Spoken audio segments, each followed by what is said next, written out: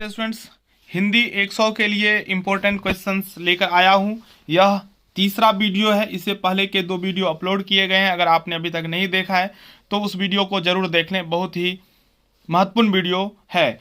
अगर आपको डायरेक्ट चाहिए वीडियो तो उसका लिंक इस वीडियो के डिस्क्रिप्शन में दिया हुआ है, आप डिस्क्रिप्शन में जाके देख सकते हैं। पहला प्रश्न है, भारतीय संविधान में हिंदी को मान्यता मिली है, तो हिंदी को राजभाषा के रूप में मान्यता मिला है। राष्ट्रभाषा बहुत सारे स्टूडेंट्स समझते हैं, बोल भी देते हैं राष्ट्रभाषा हिंदी है, लेकिन राष्ट्रभाषा हिंदी नहीं है, राजभाषा के रूप में संवैधानिक मान्यता प्राप्त है। प्रथम राजभाषा का गठन हुआ था, प्रथम राजभाषा का गठन जो हुआ था वो 1955 ईस्वी में हुआ था। प्रथम राजभाषा आयोग में सदस्यों की संख्या कितनी थी? प्रथम राजभाषा आयोग में सदस्यों की संख्या थी 20, ऑप्शन सी होगा 3 का।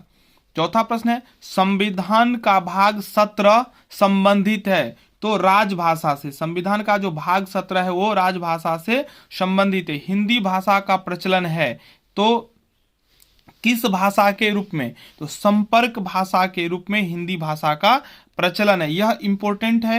हिंदी दिवस कब मनाया जाता है? बहुत बार पूछा गया, 14 सितंबर को हिंदी दिवस मनाया जाता है। अगला प्रश्न, संविधान के किस अनुच्छेद में राजभाषा को,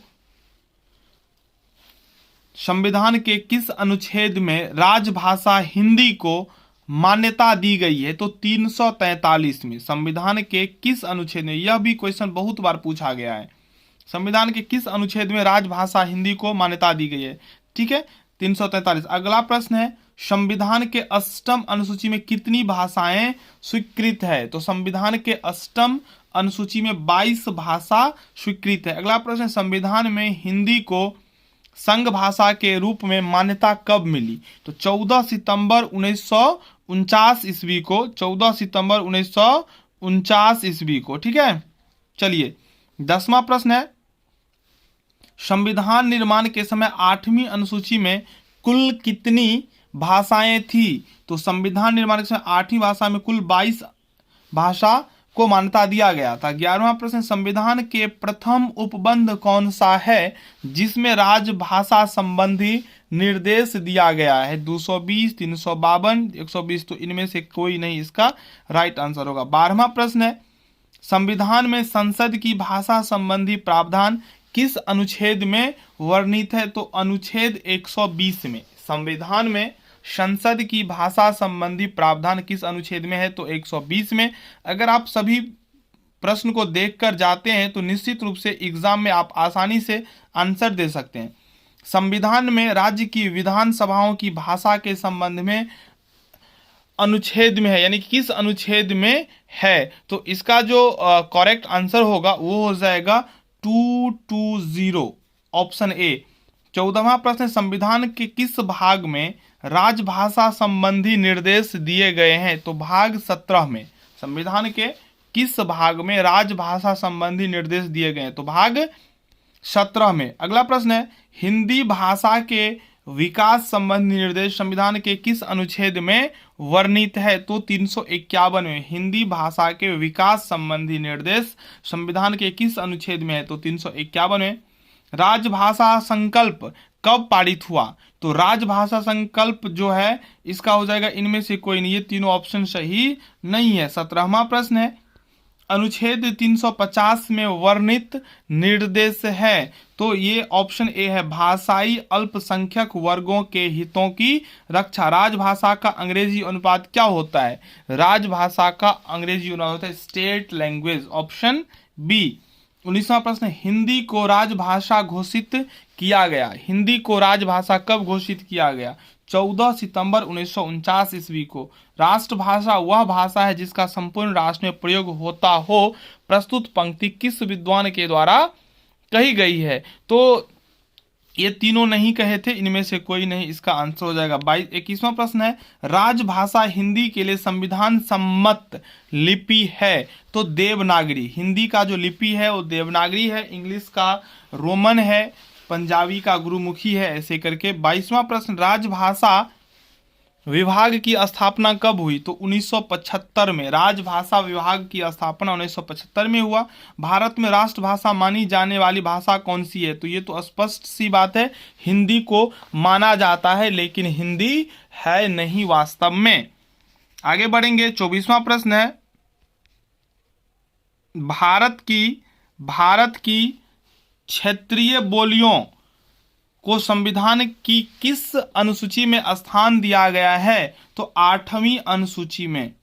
ठीक है, अगला प्रश्न है, सरकारी कामकाज के लिए प्रयुक्त होने वाली भाषा को क्या कहते हैं? तो राजभाषा। संविधान में राजभाषा का उल्लेख किस भाग में हुआ है? तो 17 में।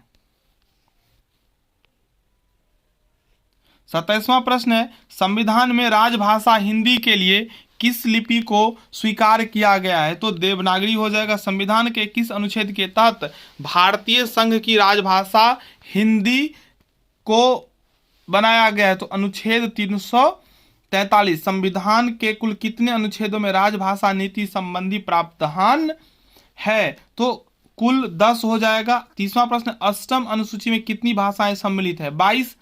संसदीय राजभाषा समिति के कुल कितने सदस्य होते हैं? 30।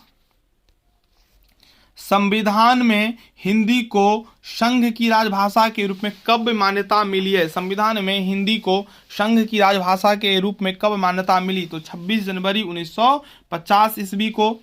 33वां प्रश्न, संपर्क भाषा के रूप में भारतवर्ष में किस भाषा को सबसे ज्यादा अपनाया गया है? हिंदी को। अंतर्राष्ट्रीय स्तर पर संपर्क भाषा के रूप में प्रयुक्त होने वाली सर्वप्रमुख भाषा कौन सी है? तो अंग्रेजी। इंटरनेशनल लेवल पर तो इंग्लिश ही चलता है। ठीक है, चलिए 35वां प्रश्न है, निम्नलिखित में कौन सा राज्य हिंदी भाषी क्षेत्र के अंतर्गत आता है? तो उत्तर प्रदेश का हिंदी सबसे अच्छा है, तो यहाँ पंजाबी चलता है, यहाँ तमिल चलता है। 36वां प्रश्न, राष्ट्रभाषा का प्रचार करना मैं राष्ट्रीयता का अंग मानता हूं, यह कथन किनका है? तो डॉक्टर राजेंद्र प्रसाद का।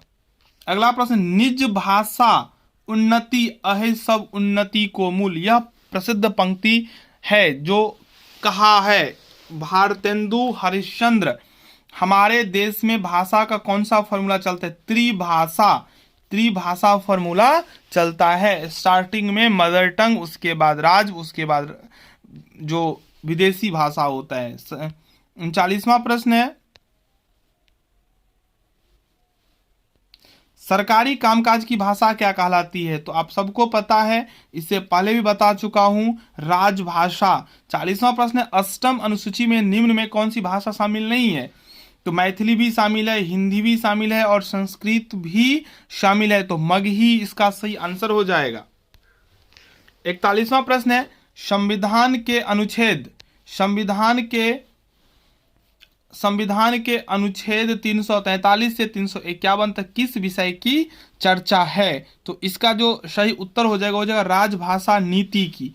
42वां प्रश्न, संसदीय राजभाषा समिति में राज्यसभा के कुल कितने सदस्य होते हैं? 10। विश्व हिंदी दिवस कब मनाया जाता है? 14 सितंबर को। ठीक है, राजभाषा नियम के अधीन वर्गीकृत 3 क्षेत्र कौन कौन है? तो क, ख, ग, ऑप्शन ए। 45वां प्रश्न है, केंद्रीय हिंदी साहित्य का अध्यक्ष कौन होता है? केंद्रीय हिंदी साहित्य का अध्यक्ष होता है प्रधानमंत्री, ऑप्शन सी। अभी के लिए इतना ही, बहुत जल्द एक और वीडियो अपलोड होगा जो भाषा के जो प्रारूप है उससे संबंधित है। तब तक के लिए आप सबसे विदा लेता हूं। अच्छा लगा हो तो वीडियो को लाइक कर दें, चैनल को सब्सक्राइब कर लें। धन्यवाद।